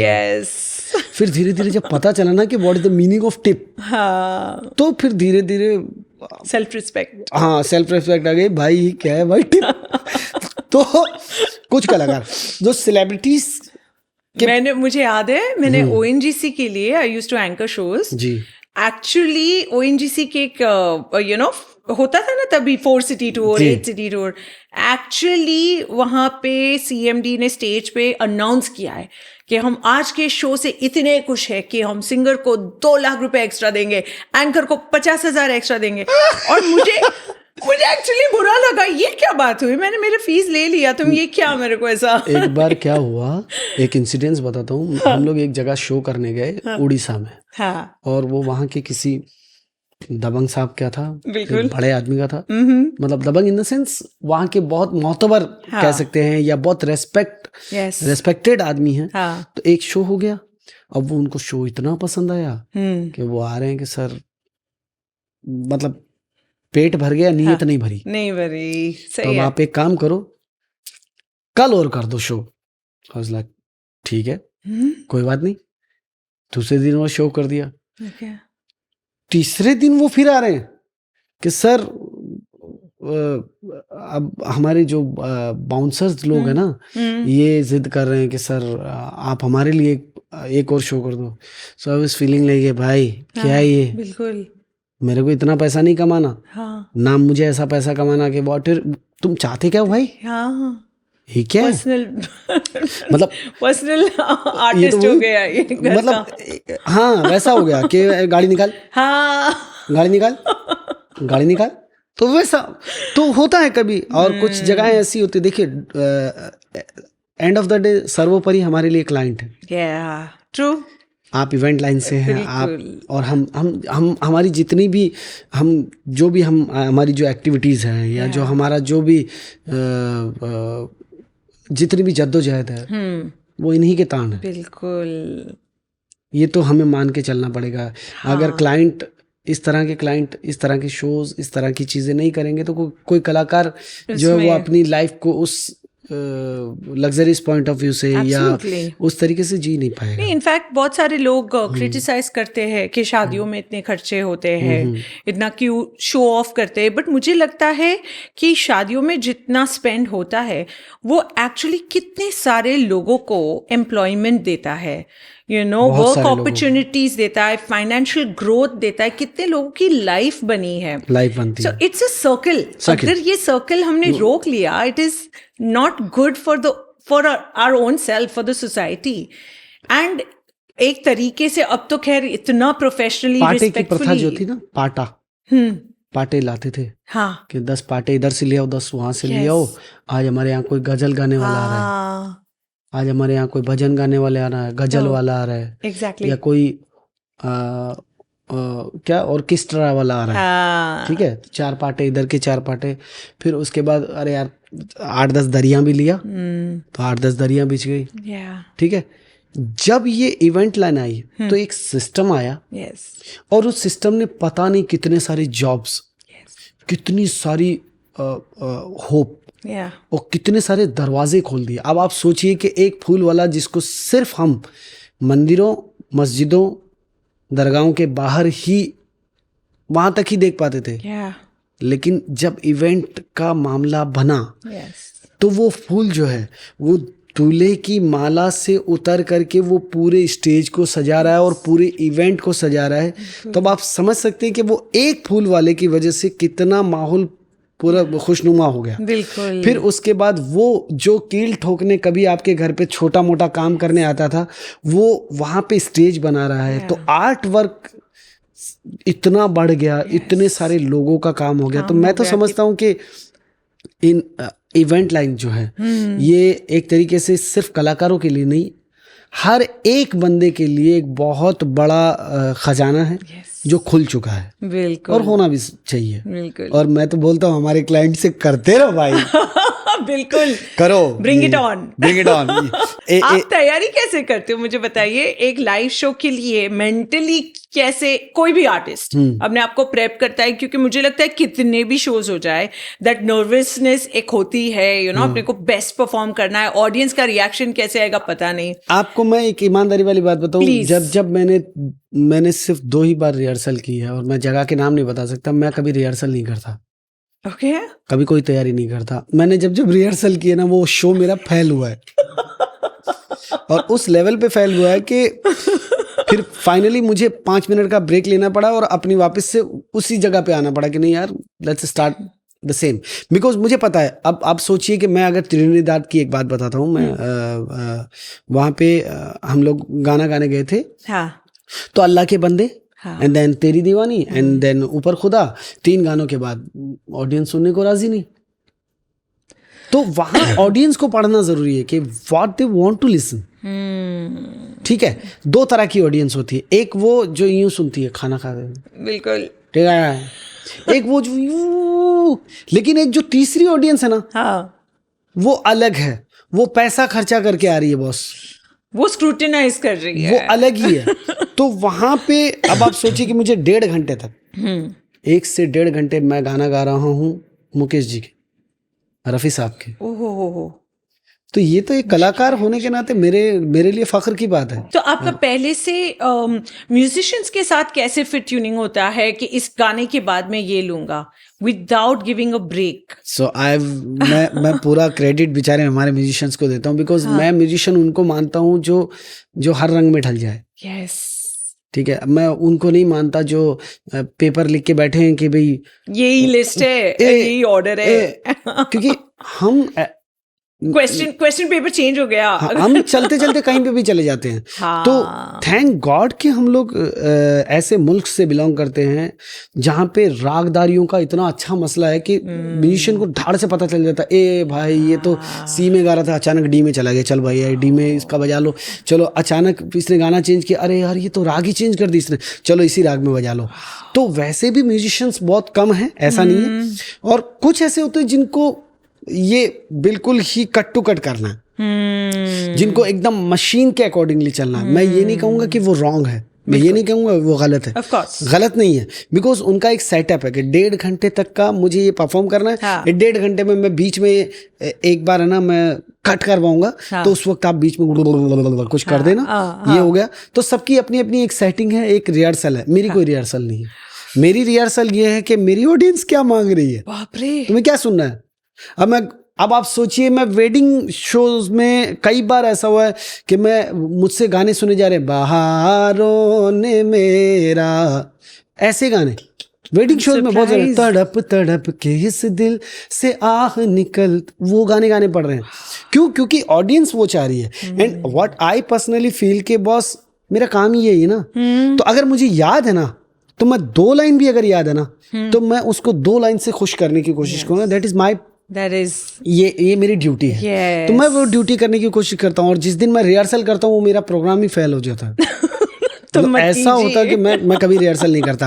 And credit goes to my all musicians, क्योंकि जो वो उन्होंने मुझे पढ़ लिया है। And it's a team work. हाँ, इट्स अ टीम वर्क जहाँ पर आप लीडर है, उनको आपको सपोर्ट भी देना है इन अ वे जो दिखे नहीं। That's the most magical part, कि वो नोटिस नहीं होना चाहिए बाय द ऑडियंस के चल क्या रहा है। मुझे बहुत इरिटेशन होता है जब सिंगर्स एक गाने के बाद बोलते हैं, okay now I am going to sing one of my favourite songs, फिर वो पीछे जाके बोलते आज भी ऐसे आर्टिस्ट है होता। It is irritating. Please convey to all your friends to stop doing it. अरे भाई ये बोलना बंद करो अभी साके। यही मैं रिक्वेस्ट करूं मेरे पॉडकास्ट आपका पे। मेरा फेवरेट नंबर, मेरा कोई फेवरेट नहीं है। मुझे एक बार क्या हुआ, Not possible. आपका सुनिए, मुझे चंकी पांडे जी के साथ मेरा शो था। हाँ। कोलकाता में। तो उनकी आदत है, राजा मजा आ गया, अच्छा मुझे एक बात बताओ तुम्हारा फेवरेट सॉन्ग कौन सा है? हाँ। मैंने कहा सर मेरा फेवरेट सॉन्ग समय है। वक्त पे जो आपके जबान पे आ जाए गाना, that is your favourite. God, ऐसा तो है नहीं कि आप फेवरेट गाना तो सुर में गाएंगे, बाकी सबको एवरेज गाएंगे। राजा, now I'm coming to a point जहाँ पर live events and film shoots and television ये सब एक मर्ज हो जाते हैं, ब्लेंड हो जाते हैं, जिसमें क्रिएटिविटी की जब मैं बात करूँ तो बहुत से टाइम ऐसा हुआ है कि लाइव इवेंट्स में जो हम संगीत में कॉन्सेप्ट देते हैं रिसेप्शन के लिए, फेरे के लिए, जयमाल जो इतना बड़ा एक हाई पॉइंट हो गया है शादियों में, उसमें we draw inspiration from movies. And जब मूवीज की बात करें तो धर्मा एंड संजय लीला भंसाली ये नाम आते हैं for the magnum opus vibe of things. You have recently had, I think, a great opportunity, and you've done a fantastic job and great justice to that song in Heera Mandi Sakalban. Yeah. Tell me, how did that opportunity come your way? So I would love to give this credit to my dear brother Shresh, क्योंकि श्रेष जो हमारा common friend है. Yes. Shresh Puranik. Yes. Animal. Oh yeah. I know, he's a very dear friend of mine. तो श्रेष का मैं कोई गाना गाने गया था. Okay. फिर उसने पूछा कि राजा भाई एक बंदिश है, आपको याद है क्या? वो पुरानी बंदिश तो मुझे तब तक भी कोई मुझे ऐसा क्लिक नहीं हो रहा था कि क्या है क्या नहीं है। तो थ्रू श्रेयस मैंने जब उसके घर पे जाके ये बंदिश गाई तो मुझे नहीं पता कि कब अप्रूवल हुआ क्या नहीं हुआ। बस ये था कि मैंने एक बार गाई और एक ही बार में वो अप्रूवल हो गई और उसके बाद एक ही बार में जाके गा दिया हमने। क्या बात है। तो मैं तो क्रेडिट देना चाहूँगा वहाँ के जो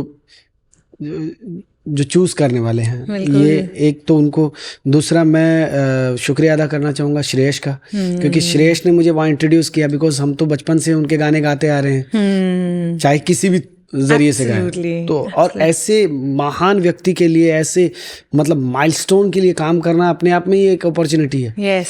तो मैं अगर संजय लीला बंसाली के उनके लिए काम कर रहा हूँ तो लोगों का नजरिया ऑटोमेटिकली मुझे देखने का अलग हो जाएगा। yes. तो वैसा ही हुआ मेरे साथ कि मुझे वो काम मिला। लोगों का आप जाके कमेंट्स देखिए कभी गाने के नीचे कि भाई अब आपको सही चीज़ें मिली। हालांकि उससे पहले भी मैंने बहुत सारे गाने गाए थे, बट मैं थैंक गॉड मेरे माँ बाप की दुआएं और मेहनत थोड़ी बहुत। हाँ, थोड़ी बहुत नहीं, बहुत ज्यादा मेहनत आप करते हैं। अभी भी बहुत कुछ करना है। टेल मी, स्टूडियो में जाके जब आप फिल्मों के लिए गाने गाते हैं, डज दैट फीलिंग ऑलरेडी कम इन कि ये वाला गाना चलेगा या ये वाला मैं पैसे कमाने के लिए गा रहा हूँ, ये वाला शायद वहाँ तक नहीं पहुँचे, उस मकाम तक नहीं पहुँचे कि यार सबके जुबान पर ये गाना होगा? Does that feeling come from with in? नहीं, ये तो डिपेंड करता है कि किस म्यूजिक कंपोजर के लिए मैं गा रहा हूँ। बिकॉज जो म्यूजिक कंपोजर है ना, हाँ, जो मेन स्ट्रीम म्यूजिक कंपोजर है, जो हाईलाइटेड हैं, तो वो नेचुरल बात है कि वो गाना हल्का बनाएंगे ही नहीं। अगर मैं विशाल शेखर के लिए या मैं शंकर एहसान लोई जी के लिए या रहमान सर के लिए गाना गाने जा रहा हूँ तो वो अपना गाना क्यों हल्का बनाएंगे? बिल्कुल। और वो हल्के गाने को किसी हल्के सिंगर से क्यों गवाएंगे? तो पहले तो ये जो है असल चीज उन्हीं पे डिपेंड करती है कि मैं किस म्यूजिक कंपोजर के लिए गा रहा हूँ। एंड द सेकेंड थिंग कि कभी कभी अंदर से आवाज आती है कि यार ये गाने में वो चीज नहीं है। तो ऐसा होता है, लेकिन वो बहुत रेयर होता है। भाई हाँ, आप कितना भी एफर्ट डालने की कोशिश करो, मुझे पता है कि अगर मैं किसी बी ग्रेड की फिल्म के किसी सी ग्रेड के म्यूजिक कंपोजर के लिए अगर गाना गाने जा रहा हूँ तो वो तो बट नेचुरल है कि भैया उसने मुझे पैसा दिया, मैं पैसे कमा के आ रहा हूँ। बिल्कुल। और जो मेरा काम है, कभी कभी कुछ चीजें जरूरत के लिए भी होती है, कुछ चीजें ख्वाहिश के लिए होती है। मैंने आपको शुरू में कहा था कि जरूरत और ख्वाहिश में फर्क आना जरूरी है। कभी जरूरत होती है गा लो, लेकिन ख्वाहिश तो फिर अलग ही है। मेरी तो ख्वाहिश एक्चुअली है कि मैं किसी दिन संजय लीला बंसाली के साथ काम कर पाऊँ, बिकॉज आई थिंक उनका जो विजन है, उनकी जो इमेजिनेशन है, आप उनको सर्च करना शुरू करें, आप कोशिश करें।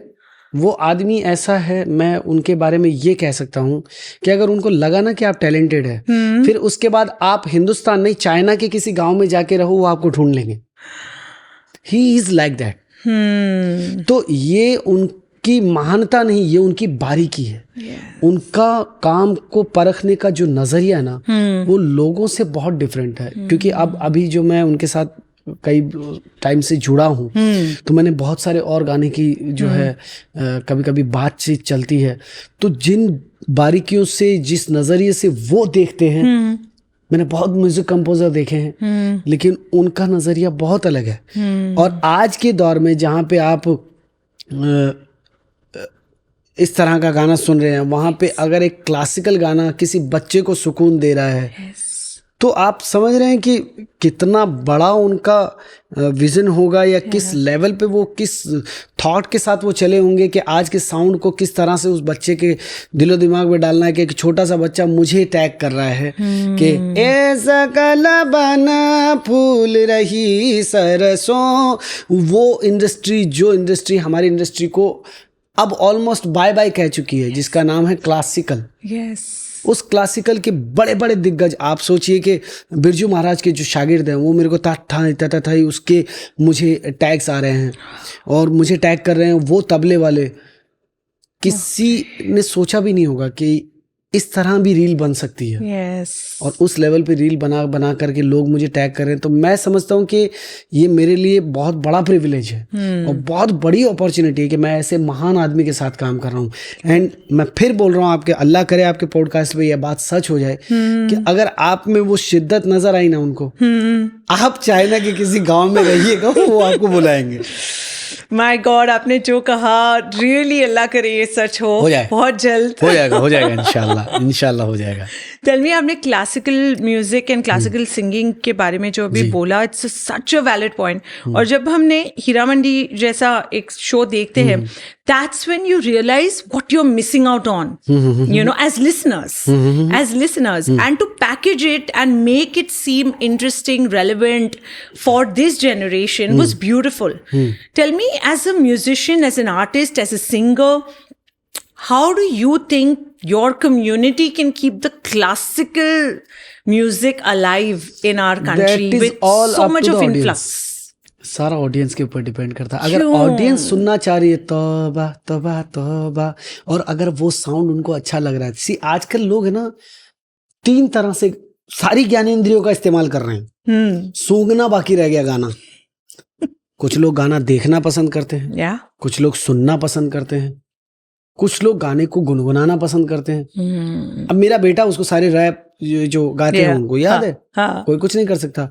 तो 4 ज्ञानेंद्रियां तो उनको जो है चखना, जबान का इस्तेमाल, कान का इस्तेमाल, आंख का इस्तेमाल, यहाँ तो हो गया। अब कोई ऐसा गाना है जो सूंघना बाकी रह गया है, और मैं तो उसको तरक्की कहूंगा। सच्ची बताता हूँ ईमानदारी से, क्योंकि मैं शायद बादशाह जैसा नहीं बन पाऊंगा, मैं वैसा काम नहीं कर पाऊंगा। हाँ, अगर मुझे गाने का मौका मिला तो मैं अपना ही कुछ गाने की कोशिश करूंगा, दैट इज अदर थिंग। मैं कभी रफ्तार की तरह नहीं गा सकता, क्योंकि मैंने वैसा गाना नहीं सीखा। और ये लोग वो है जिन्होंने अपने आप को सेल्फ डेवलप जिसको बोलते हैं ना, कि तुम गायकी की बात करो क्या, बस एक काम करो, ये गा के बताओ, इस तरह से गा के बताओ। तो एक बार को तो हंसी आएगी, लेकिन जब आप जाते हैं वाकई, जब आप परफॉर्म करने जाते हैं स्टेज पे और ऐसे कलाकार मिलते हैं जो इतना बारीकी से लिखते भी हैं, एट द सेम टाइम वो बात ही तो कर रहे हैं ना, बात ही कर रहे हैं, लेकिन वो सुरीली बात कर रहे हैं, सुर में बात कर रहे हैं। मैं हनी सिंह का अंधा वाला फैन हूं। I cannot believe this. You have to. लेकिन ये मैं इसलिए नहीं बोल रहा हूँ कि मुझे उसके साथ काम करना, मैं इसलिए बोल रहा हूँ कि आज से 20 साल पहले लक 28 कुड़ी दा 47 वेट कुड़ी दा, हमारे पूरे राजस्थान को पागल कर रखा था उस आदमी ने। क्या बात है। वो बात अलग है कि बहुत सारी कंट्रोवर्सीज है, बहुत सारी चीजें, that is other thing. As an artist आप सोचिए नहीं कि हिंदुस्तान को बहुत बड़ा रेवोल्यूशन दिया। आप सोचिए पॉप वर्ल्ड को, जो गायकी के जो और 10 जो नए आयाम हैं, जो नए तरीके हैं, किसने दिया? साउंड को डेवलप करने का तरीका किसने दिया? मैं समझता हूँ रहमान सर, उन्होंने साउंड को अलग ही दिशा में लेके गए, लेकिन उस साउंड का जो इस्तेमाल है वो बादशाह ने, हनी सिंह ने, रफ्तार ने, या और जो हमारे जो नए music composer, main stream music composers की बात कर रहा हूँ, उन्होंने किया है। तो अगर मैं किसी में खामी निकालने जाऊँ तो हु एम आई, मैं हूँ कौन? मेरा काम अप्रिशिएट करना है, मेरा काम गलतियां निकालना नहीं। I am not on the chair of जज, because you are open to new music and new adaptation. I am very much open. और you know after listening my son, मेरे बेटे के बाद तो मुझे ऐसा लगता है कि नहीं भाई ये भी गाना है। मुझे तो लग रहा है आपका बेटा शायद रैपर बन जाएगा। नहीं, वो अच्छा आदमी बने बस बहुत है। वो पहली बार वो गाना गाने गया था, तो ही sang with me कंकड़ गाना है शुभ मंगल सावधान का। तो मैंने गाना गाया था, दुनिया जो दिल पे बंदूक भी रख दे फिर भी लूं जीत, वेडिंग सॉन्ग थोड़ा ऐसा कुछ था। तो उसमें कुछ बच्चों की लाइनें थी, हरियाली हमारी लाडो फैंसी बनना बेढंगा गाड़ी इंग्लिश इंडियन चक्का फिट। तो ये भाई साहब ने गाया और गा के, और तनिष्क को बोलता है you want DT, and that time ही was 7 year old. Did you not fall off the chair? And I was like, क्या बात कर रहा तू? Because he saw me. हाँ ये सारी चीजें करते हुए वो बचपन में मतलब मेरे साथ कभी डबिंग में गया Scary. तो कभी कुछ ऐसा, बट हाँ एज ऑफ नाउ उसको कोई म्यूजिक से कोई लेना देना नहीं, उसको सिर्फ लेना देना जो है वो सुनने से है। Like you did in 97, observe. बस तो वो करे। और अच्छी बात तो ये है कि देखो एज अ फादर मेरी तो ये ड्यूटी है कि भाई वो अच्छा आदमी बने, हाँ, लोगों से मिले तो लोग भले थोड़ी देर के लिए लोग कमाए। हाँ बस लोग कमाए। बिल्कुल इतना। बिल्कुल। I think Raja, this has been such a pleasure Thank you so talking to much. you. Thank you very I much. think I had never imagined that you'll be so open to so many newer experiences in Yes. life. And I really wish that, you know, you see as much of happiness as you can imagine, because you're such a lovely soul. Thank you so It's much. been such a pleasure. Before we wind up, I really want you to sing. Which I now that I know that there is no favorite song, मैं ये बोल ही नहीं सकती आपका favorite गाना, but any song that you feel best describes you or the show must go on, जो एक spirit होता है ना, एक जज्बा होता है जो हर इंसान में होना चाहिए, चाहे वो इवेंट इंडस्ट्री से हो, टेलीविजन से हो, फिल्मों से हो, बट जब हम गिरते हैं उसमें फिर उठकर वापस आना and to keep that spirit of the show must go on, कुछ भी हो जाए हम नहीं रुकेंगे, हम आगे बढ़ते रहेंगे। कोई गाना माइंड में आ रहा है? मुझे show must go on yes, वो वाला बात है। इन दो गानों में मुझे फीलिंग आती है। जैसे मैंने राम सेतु का एक गाना गाया था, बहुत दिन बीते पिया को देखे यारा, तो मुझे ऐसा लगता है कि यार वो गाना पूरा मुझे गाना चाहिए था। Then there is another song in PM film आई थी, उसका एक PM Modi film, yes yes yes, तो उसका एक गाना था, मन फकीरा चैन न पावे, मन फकीरा चैन न पावे, मन फकीरा चैन न पावे। तो मुझे ऐसा लगता है वो गाना मुझे पूरा गाना चाहिए था। बट ठीक है, शो मस्ट गो ऑन भाई, काम तो मिल रहा है ना एटलीस्ट। और एक गाना मुझे ना आज भी मुझे खलता है, मैं वो दोनों भी टाइगर हैं, हाँ, मैंने उनके साथ गाया, तो मुझे ऐसा लगता था कि वो गाना पूरा ही मैं गाता। तो लाइक बार अटेंडर से मैं ये कहता हूँ, रात दिन मैं नशे में रहता हूँ, या तो मैं हूँ शराबी या है बोतल शराबी, चाहे जितना भी रोकूं ये करे है खराबी। तो चूंकि उसमें 3 हीरो थे तो मैं 3 आवाजें तो नहीं निकाल सकता था, तो मुझे ऐसा लगता है ये 2-3 गाने हैं। एंड नाउ द फाइनल, एक विश पूरी हुई, उस विश को मैं आपके सामने पूरा करना चाहूँगा कि ये विश ऊपर वाले ने, एंड आई एम ब्लेस्ड, मेरे माँ बाप की दुआएं और मेरे दोस्तों की, मेरे बड़ों की, मेरे रिश्तेदारों की, मेरे यारों की, मेरे अच्छों की, मेरे दुश्मनों की, सब की दुआएं लगी और मेरी ये विश पूरी हो गई, जिसको मैंने आज से ये समझ लो बचपन में देखा था। और वो ये विश थी कि मैं ज़िंदगी में कभी मुझे मौका मिला तो मैं रहमान सर के लिए और संजय लीला बंसाली के लिए, इन दोनों के लिए तो गाऊंगा ही गाऊंगा। एंड रब का बहुत बड़ा शुक्रिया कि मैंने दोनों के लिए गाया। और दोनों एक साथ रिलीज हुए।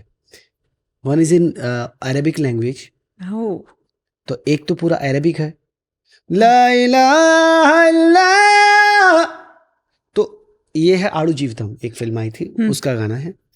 सो एक विश वो पूरी हुई। दूसरी विश जो है वो अभी तक चल रही है, मतलब उसकी तो मैं रोटी खाऊंगा कई सालों। और वो विश है, ए सकला बना